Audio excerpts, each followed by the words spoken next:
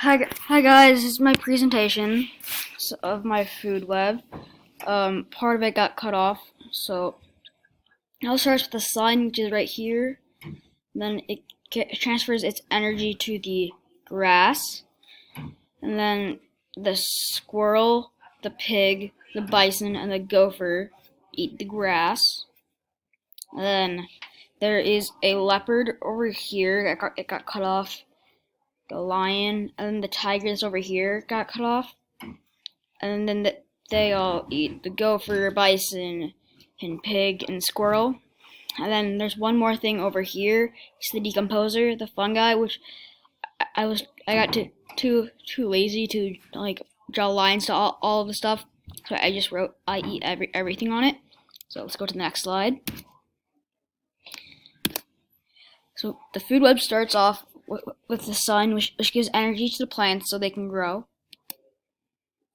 The next part of the food web are the primary consumers, which in the grasslands are gophers, squirrels, bison, and pigs. The final part of the food web are the secondary consumers, which in the grasslands they can be lions, wolves, and leopards. JK, the real last part of the food web are the decomposers, which are fungi and bacteria. Day 30. It's over. It's gone. It's done. It's finally over. And we're done. Yay. Special thanks. Me, and me. Film producers. Sun, grass, trees, and flowers. Primary film consumers. Squirrel, by gophers, bison, and pig. Secondary film consumer.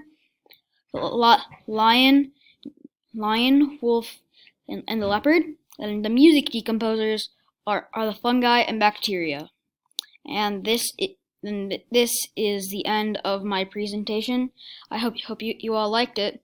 So bye guys.